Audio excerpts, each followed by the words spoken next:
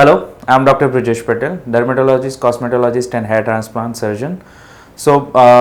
मैं आशा रखता हूँ कि अभी कोविड का जो समय चल रहा है उसमें आप सब सेफ होंगे और सारी सावधानियां बरत रहे होंगे। कई बार हमने सुना है कि hair transplant is an art, और जब भी ये सेंटेंस हम दोहराते हैं तब मेन फोकस जो रहता है वो है हेयरलाइन, कि हेयरलाइन जो बनानी है वो एक आर्ट है।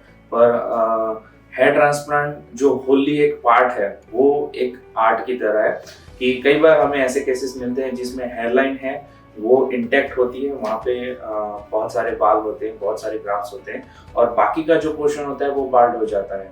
तो ऐसे केसेस में हमें उस तरह से ट्रांसप्लांट करना पड़ता है, उस हिसाब से डिज़ाइन करना पड़ता है कि जैसे आपकी जो इंटैक्ट हेयरलाइन है उसको हम इम्प्लांटेड हेयर के साथ मैच कर पाए, ताकि अल्टीमेटली जब आपका रिजल्ट आए तो आपके जो एग्जिस्टिंग हेयर है और जो हमने इम्प्लांट किए हैं वो दोनों मैच होकर आपको एक अच्छा सा रिजल्ट दे। वैसा ही एक केसेस हमारे पास आया था और उसका ही एग्जांपल मैं आज आपको दूंगा। उसके सारे जो जर्नी है वो मैं आपको दिखाऊंगा।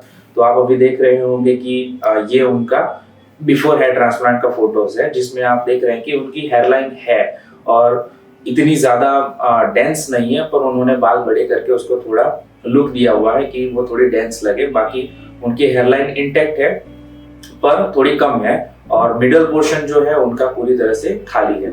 तो इस प्रकार हमने उनका डिजाइनिंग किया हुआ है कि जिसमें हमने आगे की हेयरलाइन को भी इंक्लूड किया है, पर जो हमारा मेन फोकस है वो है उनका मिडल पोर्शन, और थोड़ा सा जो पोर्शन हम कह सकते हैं कि अपर क्राउन जो कह सकते हैं वो हमने इंक्लूड किया है। तो अभी आप देख रहे हैं कि हमने हेयर ट्रांसप्लांट कर दिया है उनका, और जो हेयर लाइन है उसमें जो पोर्शन खाली था जब ट्रिम किया, जो जहाँ पे हमें गैप लग रही थी वहाँ पे हमने ग्राफ्ट को इम्प्लांट किया। फिर भी जो मेन टारगेट था, जो मेन हमारा फोकस था वो था मिडल पोर्शन। तो मिडल पोर्शन पूरा हमने कवर किया, और जो थोड़ा सा पार्ट हम कह सकते हैं कि अपर क्राउन का, वहाँ तक हम पहुंचे और उनका जो पोर्शन खाली था उनको हमने इम्प्लांट किया।